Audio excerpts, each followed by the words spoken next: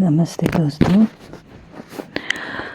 जब हम किसी दूसरे के बारे में जजमेंट करते हैं, क्रिटिसाइज़ करते हैं या उनके बारे में सोचते हैं,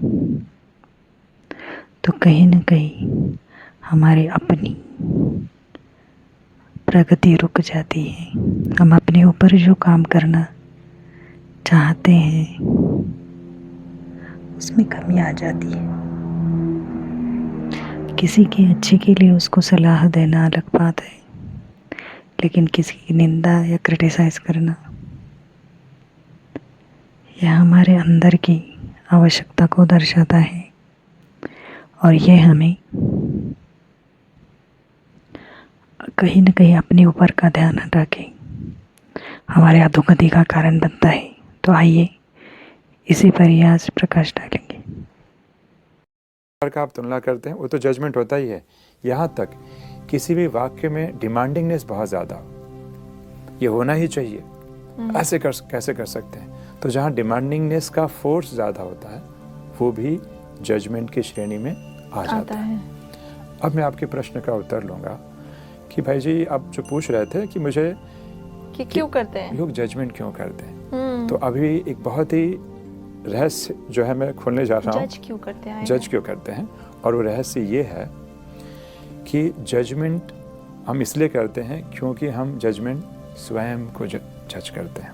मैं फिर से रिपीट कर रहा हूँ, जो दूसरों को जज करता है वास्तव में वो अपने आप को ज़्यादा जज करता है। क्योंकि जजमेंट लोग तीन चीज़ों को जज किया जाता है। हम केवल 3 चीज़ों को जज करते हैं, खुद को, सामने वाले को, या तो सिचुएशन या परिस्थिति को। राइट। ये 3 ही प्रकार होते हैं जी। पर आपका प्रश्न है कि लोग जज क्यों करते हैं जी। तो वास्तव में लोगों का जज करना ये उनकी रिक्वायरमेंट या उनके अंतर जगत को दर्शाता है। मैं फिर से रिपीट कर रहा हूँ, कुछ एग्जाम्पल के साथ बताएंगे? हाँ बिल्कुल। देखिए इस आंसर को। हाँ, अगर देखिए हम जजमेंट का रियल रीजन तो होता है अंदर का एक ईगो जो हमेशा कंपेयर करके एक आत्मसंतुष्टि प्राप्त करना चाहता है। बट मैं उसके एक पहले का स्टेप बता रहा हूँ जो बहुत ही इंपॉर्टेंट है। हमको लगता है कि लोगों ने हमें जज किया, वास्तव में लोग किसी को जज करते ही नहीं है। जब कोई किसी को जज करता है वह वास्तव में अपने अंतर की बातों को रिवील कर रहा है। कैसे, मैं एग्जाम्पल दे रहा हूँ। मान लीजिए कि मैं कहता हूँ देखो उन्होंने जो ड्रेस पहनी है ना बहुत ही गंदी ड्रेस है, अच्छी ड्रेस है ही नहीं, ये मैंने जज किया। तो अब मुझे बताइए इस जज करने से उनको कुछ फर्क पड़ने वाला है अगर मैं ना बोलूँ तो? राइट। लेकिन मैं क्यों जज कर रहा हूँ? क्योंकि ये मेरी रिक्वायरमेंट है, सामने वाले की रिक्वायरमेंट है ही नहीं। और मेरी रिक्वायरमेंट ये है कि सामने वाले को ऐसा कपड़ा पहनना चाहिए। तो इनडायरेक्टली जजमेंट बिलीफ है ना ये? नहीं, इनडायरेक्टली जजमेंट आपके बारे में दर्शाता है, सामने वाले से तो कुछ फर्क ही नहीं पड़ता। मैं दूसरा एग्जाम्पल देता हूँ। मान लीजिए अभी आज का जनरेशन है, काफ़ी है ना, न्यू जनरेशन है। कई बार लोग कॉर्पोरेट्स में हर जगह ऐसे कपड़े पहनते हैं जो हमको लगता है हमारे भारतीय संस्कृति के अगेंस्ट है या वैसे नहीं है। अगेन ये उसके बारे में कुछ नहीं बता रहा है, ये मेरे बारे में बता रहा है कि मुझे भारतीय संस्कृति प्रिय है और वो मेरे मुताबिक नहीं चल रहा है। दूसरा, हम किसी के घर पे जाते हैं, बोलते अरे इनका घर तो इतना साफ नहीं है, मेरा घर बहुत साफ है। उनका घर साफ या ना साफ है उससे मुझे क्या लेना देना है? बट वास्तव में जब भी मैं कहता हूँ कि उनका घर गंदा था या साफ नहीं है, वो उनके घर के बारे में कुछ है ही नहीं। ये वास्तव में मेरी आवश्यकताएं, मेरी नीड को रिफ्लेक्ट करता है कि मुझे सफाई बहुत पसंद है। तो आज के बाद हमारे दर्शकों को ये मंत्र याद रखना है, जब कोई भी व्यक्ति जज करे हमें डरना नहीं है, क्योंकि जजमेंट वास्तव में उसकी कमी कमजोरियों, उसकी आवश्यकता, उसकी नीड को दर्शाता है। और फिर वही लोग जो जज कर रहे हैं और वही कंप्लेन भी करते हैं क्योंकि उन्होंने अपने बिलीफ के अकॉर्डिंग सामने वाले को एक तरीके से जज किया और फिर उसके बाद कंप्लेन किया, उसके बारे में गॉसिप किया। तो एक तरीके से ये गलत है। हाँ, नेगेटिव है। मैं इसमें आता हूँ। अभी देखिए इसमें दूसरे जो श्रेणी के लोग हैं, अभी पहली बात थोड़ी सी गहरी थी, आप समझ पाए? जी। अच्छा, अब दूसरी और भी इंटरेस्टिंग बात। मान लीजिए मेरा स्वभाव है जज करने का। आम तौर पे देखा गया है कि जो लोग बहुत ज़्यादा क्रिटिसिज्म या निंदा करते हैं या बहुत क्रिटिकल होते हैं, उससे ये अंदाज़ा लग जाता है कि ये बहुत ही जज कर रहे हैं। जैसे हम छोटे थे ना, तो हम, आपने देखी होगी चक्की, चक्की चलती है, आटे की चक्की, उसका एक पट्टा होता है जो कंटिन्यूस चलते रहता है। तो कई बार लोग इतना जज करते हैं कि उनका मन एक जजमेंट की चक्की हो जाती है, हर घड़ी हर सेकेंड जजमेंट में लगे रहते हैं। अपना जैसे कल्पना कीजिए कोई आदमी मेजरमेंट का स्केल लेकर पूरी दुनिया को 24 घंटा नाप रहा हो, तो प्रॉब्लम दुनिया की नहीं है, उसकी है, क्योंकि उसने अपना एक स्टैंडर्ड या स्केल बना रखा है। करेक्ट। मान लीजिए कि मैं जजमेंट से बहुत डर रहा हूँ। मैं जजमेंट से क्यों डर रहा हूँ मालूम है? क्योंकि मैं 24 घंटा लोगों को जज करता हूँ, और आज मेरे से ऐसा हो गया कि आज मेरी बारी आ गई। अब मेरी बारी आई तो मैं बहुत डरा हुआ हूँ। मालूम है क्यों डरा हुआ हूँ? क्योंकि मुझे लग रहा है कि जिस इंटेंसिटी से मैं जज कर रहा था ना, लोग भी शायद मुझे उसी इंटेंसिटी से जज करेंगे, चाहे भले वास्तविकता ना हो। कई बार लोगों ने केयर भी नहीं किया होगा, पर हम क्यों घबराए हुए हैं? क्योंकि ये हमारे ही जजमेंट का परिणाम है कि ज़िंदगी भर जब हमने दूसरों को जज किया, आज हमारी बारी आई तो हम बड़े घबराए हुए हैं। और एक बात हमेशा याद रखना चाहिए कि हम जजमेंट से किसी को रोक नहीं सकते हैं। लोग तो भगवान तक को भी जज कर लेते हैं। आप कल्पना कीजिए, बारिश नहीं होती तो लोग क्या कहते हैं? अरे ऊपर वाला क्या कर रहा है? तो हम तो इंसान हैं। हम तो पर बात ये सच नहीं है भाई जी कि अगर किसी व्यक्ति ने किसी को कोई जज कर रहा है, इसका मतलब ज़रूरी ये नहीं है कि उस व्यक्ति ने पहले उसको दुनिया को बहुत जज किया है तो आज उसकी बारी है। ये हमेशा का केस तो नहीं है भाई जी, किसी किसी जगह पे लागू कर सकता है। करेक्ट। इसमें क्या होता है, दो बातें आती हैं। अगर बहुत गहराई से देखा जाए तो जब कोई हमें जज करता है तो हमें बहुत चिंता होती है। यूजुअली जजमेंट वास्तव में इसकी जड़ें मालूम है कहाँ पर है? थोड़ी सी सटल बात है, मुझे नहीं मालूम कि ऑडियंस शायद कितना कनेक्ट कर पाए। जब भी हम जज करते हैं, जज वो करता है जिसे कहीं ना कहीं इसके पीछे जो एक शक्ति काम कर रही है, नेगेटिव एनर्जी, वो है ईगो। क्योंकि ईगो अपने आप को कम समझता है, इसीलिए ईगो हमेशा किस में लगा रहता है? तुलना करने में लगा रहता है। तो अगर हमें कभी भी डर लग रहा है जजमेंट से, इसका सीधा मतलब है हमारे अंदर कहीं ना कहीं ईगो सटल मात्रा में, एंड मैं नहीं कहता हूँ सभी संपूर्ण है, हर एक में कुछ ना कुछ थोड़ा तो ईगो होता ही है। कहीं ना कहीं हम इमेज कॉन्शियस हैं।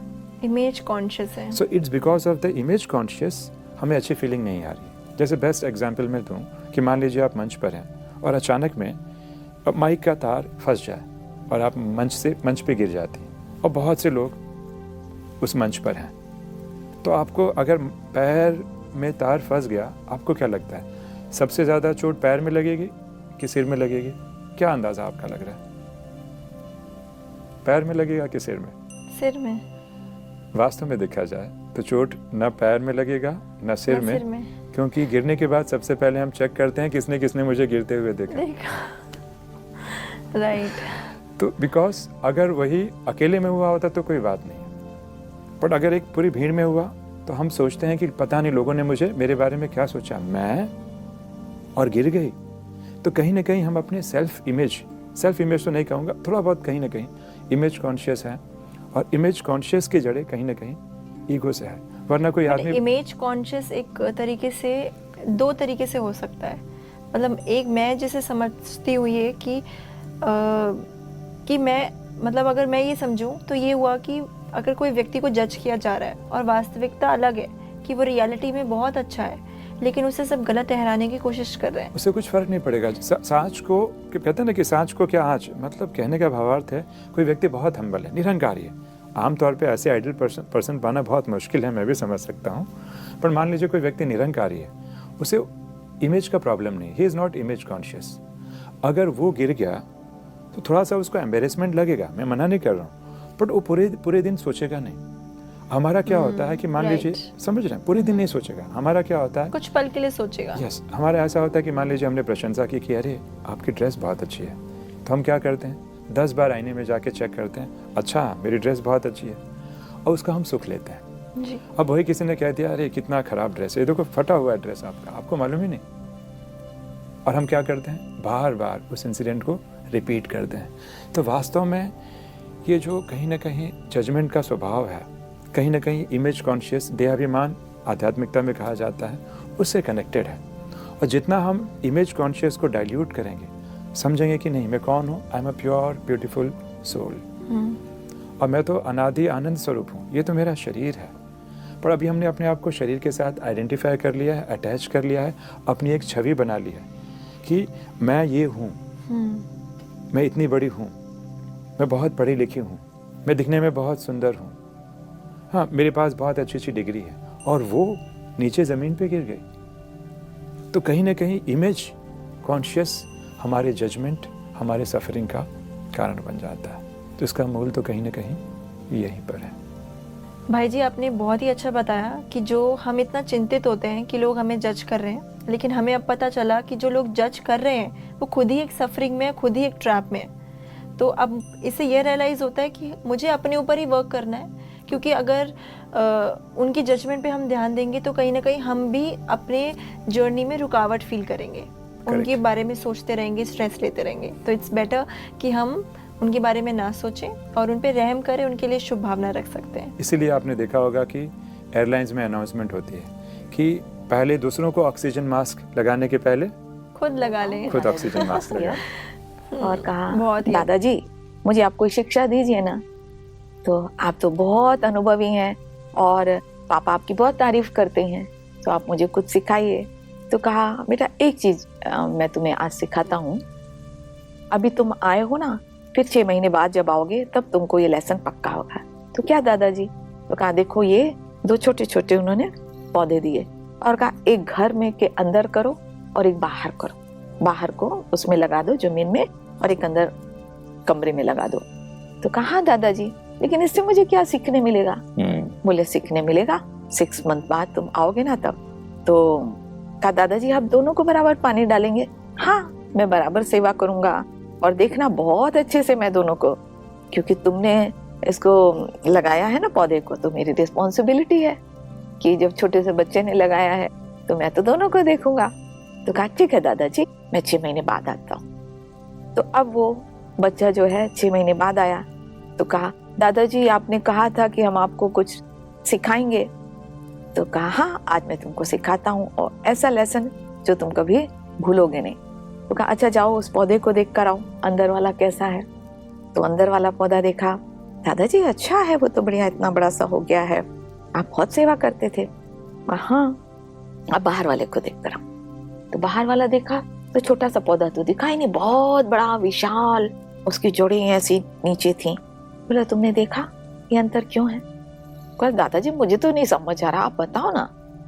तो कहा कि देखो अंदर जो था वो वहां कोई हवा नहीं थी, हल्की हवा थी जैसे, और थोड़ा सा इतनी ज्यादा रोशनी भी नहीं थी और वो आराम से वो जो पौधा बड़ा हो रहा था। लेकिन बाहर आंधी भी था, तूफान भी था, रोशनी भी थी, तेज प्रकाश भी था, इतने ज्यादा उस पौधे को सामना करना पड़ा तो उसकी जड़ें मजबूत हो गई और आज वो इतना बड़ा है।